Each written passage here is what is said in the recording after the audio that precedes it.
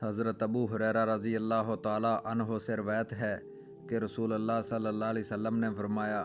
معاف کرنے والے کی اللہ تعالیٰ عزت بڑھا دیتے ہیں۔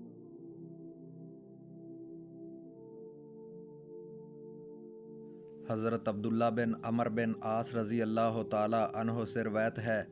کہ نبی کریم صلی اللہ علیہ وسلم نے ممبر پر تشریف فرما ہو کر فرمایا، تم مخلوق پر رحم کرو، اللہ تم پر رحم فرمائے گا، تم لوگوں کو معاف کرو، اللہ تمہیں معاف کرے گا۔ حضرت ابی بن کعب رضی اللہ تعالیٰ عنہ سے روایت ہے کہ رسول اللہ صلی اللہ علیہ وسلم نے فرمایا، جو شخص یہ چاہتا ہے کہ جنت میں اس کے لیے محلات تعمیر کیے جائیں، اس کے درجات بلند کیے جائیں، تو اسے چاہیے کہ وہ ظلم کے جواب میں عفو و درگزر سے کام لے، محروم کرنے والوں کو عطا کرے اور قطع تلقی کرنے والوں سے صلح رحمی کا سلوک کرے۔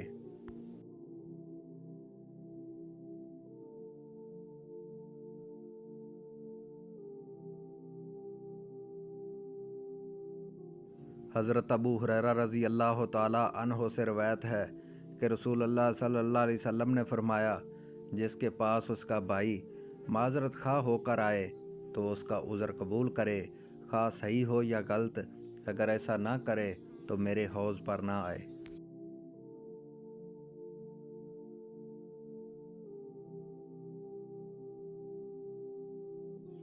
حضرت ابو ہریرہ رضی اللہ تعالیٰ عنہ سے روایت ہے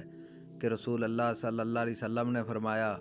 3 عادتیں جس شخص کے اندر ہوں گی، قیامت کے دن اللہ تعالیٰ اس شخص سے آسان حساب و کتاب لے گا اور اپنی رحمت کے ساتھ جنت میں داخل فرمائے گا۔ صحابہ اکرام نے عرض کیا، ہمارے ماں باپ آپ صلی اللہ علیہ وسلم پر قربان ہوں،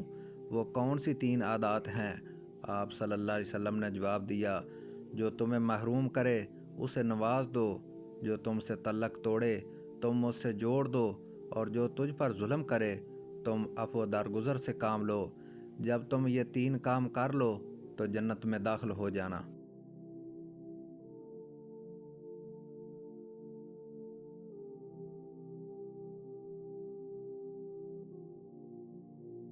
حضرت ابو ہریرہ رضی اللہ تعالیٰ عنہ سے روایت ہے کہ حضور صلی اللہ علیہ وسلم نے ارشاد فرمایا، حضرت موسیٰ علیہ السلام نے عرض کی، اے میرے رب، تیرے بندوں میں سے کون تیری بارگاہ میں زیادہ عزت والا ہے؟ اللہ تعالیٰ نے ارشاد فرمایا، وہ بندہ جو بدلہ لینے پر قادر ہونے کے باوجود معاف کر دے۔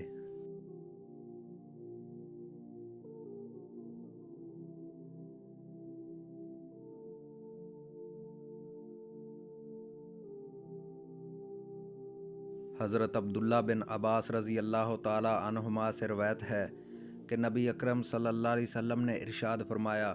وہ ہم میں سے نہیں جو ہمارے چھوٹوں پر رحم نہ کرے اور ہمارے بڑوں کی عزت نہ کرے اور اچھی بات کا حکم نہ دے اور بری بات سے منع نہ کرے۔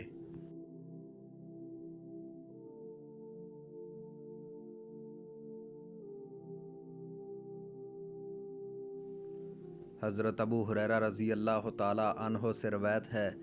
کہ رسول کریم صلی اللہ علیہ وسلم نے ارشاد فرمایا، تم میں سے اچھا وہ شخص ہے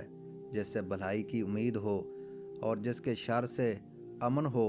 اور تم میں سے برا شخص وہ ہے جس سے بھلائی کی امید نہ ہو اور جس کے شر سے امن نہ ہو۔